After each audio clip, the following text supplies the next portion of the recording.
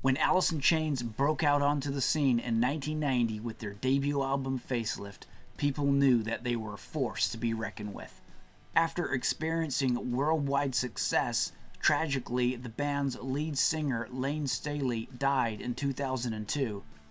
But the band has kept going since, releasing several studio albums.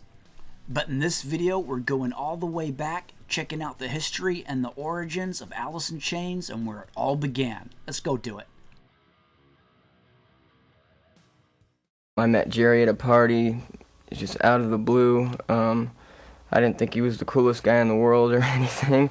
He had no family in the area, so he's kind of struggling, didn't have any money or a place to stay or anything. And me being completely drunk, just offered this total stranger a place to stay and clothes and food and musical instruments. And the next, I think 2 days later, he moved his stuff up into the rehearsal room that I was working to, and he got himself a little 4-track and kind of started out there writing.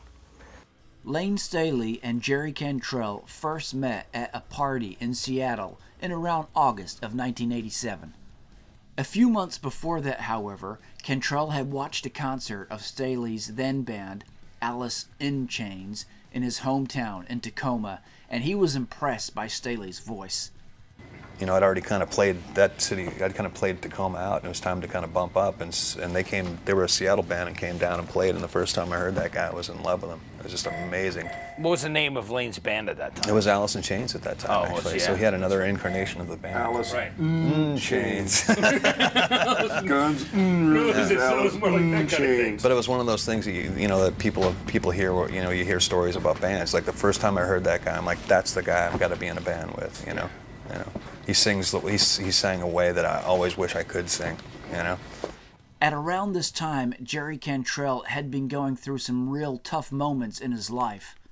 His grandmother, who was pretty much a surrogate parent to Jerry, had just died, and around 6 months after that, his mother died too. The house Jerry lived in was sold, and now he was all on his own. And with all this turmoil going on in Jerry's life, we now flash back to that party in 1987 where Jerry and Layne first met. He's like, hey, there's a party up in West Seattle, like my band's gonna be there, and like, why don't you come up? So I think he picked me up, took me to this house party in West Seattle, and I met Layne. Within a couple of minutes, he was like, hey man, nice to meet you, dude. Like Nick told me, like, the you've been going through, and if you got nowhere to stay, you can stay with me at my rehearsal place, because I live at my rehearsal hall. That was just like a really extraordinary offer to just like right away, just like kind of like offer me a place to sleep on the couch. I'm like, yeah, I got nothing to do, dude. He's like, I might even be able to get you a job. And he did. That rehearsal space that Jerry is talking about, where Layne lived and he offered Jerry to come and stay too, was called the Music Bank. Alice in Chains would release a box set in 1999 with the same name. Before Cantrell had met Staley, he had already met Mike Starr. Cantrell and Starr had been auditioning for the same band, however, both guys didn't make it in. But they did have a couple of days of jamming together at this point. And so, with Jerry and Layne now roommates at the Music Bank, Jerry was telling Layne how he really wanted to get a band together and how he really wanted to be in a band with Layne. Layne still had his own band going on at this point, so he couldn't commit to starting a band with Cantrell, but he did give Jerry a phone number for a drummer that he could hook up with.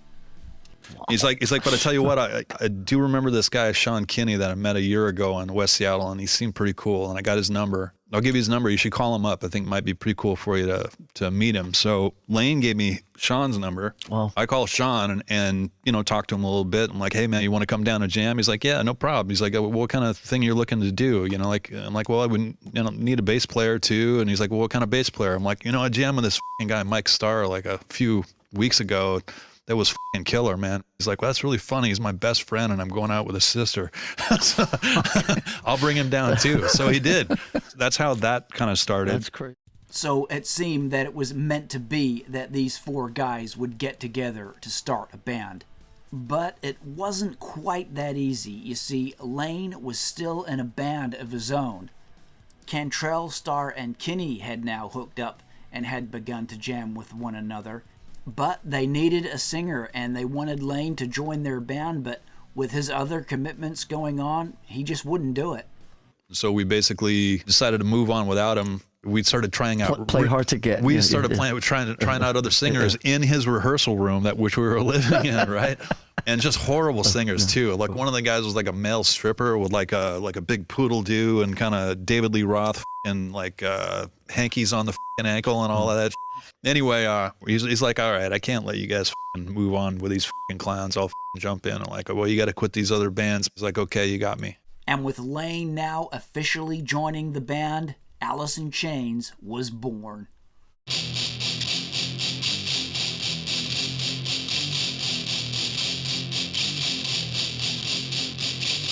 After being together for just a couple of weeks, the band played their first show in December of 1987. Here's a clip of the band from early 1988, not long after they had just first gotten together.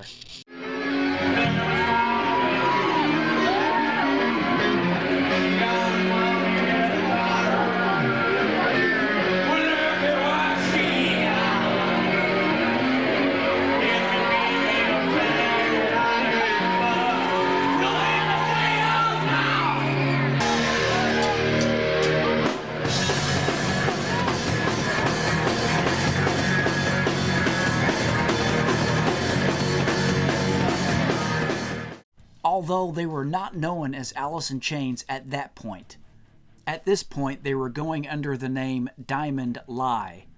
You see, it took a few months for the band to eventually become known as Alice in Chains, as Staley had to contact his former bandmates from his old band, remember, Alice in Chains, to ask for permission to use the name, which he eventually got. Alice in Chains' final demo tape was completed in 1988 and was called the Treehouse Tapes, and it found its way to music managers Kelly Curtis and Susan Silver. She had also managed the Seattle-based band Soundgarden. Curtis and Silver passed on the demo to Columbia Records, and based on the Treehouse tape demos, the band was signed to Columbia in 1989. Alice in Chains soon became a top priority for Columbia Records, which released the band's first official recording in July of 1990, which was the EP We Die Young. The EP's lead single, titled We Die Young, became a hit on metal radio. And after its success, the label rushed Alice in Chains' debut album Facelift into production. The album was released in August of 1990 and peaked at number 42 on the Billboard 200 chart. Facelift was not an instant success, selling under 40,000 copies in the first 6 months of its release. But when MTV added the single Man in the Box to its regular daytime rotation, the album took off. The single hit number 18 on the mainstream rock charts, with the album's follow-up, Sea of Sorrow, reaching number 27. And in 6 weeks, Facelift sold 400,000 copies in the US. Facelift was certified gold for selling 500,000 copies on September 11th, 1991, becoming the first album from Seattle's grunge movement to be certified gold. So there you go, guys. That is the history and the origins of how Alice in Chains first began. The band would of course go on to be very successful, releasing several hit records after Facelift 2, and the rest, well, that's rock and roll history.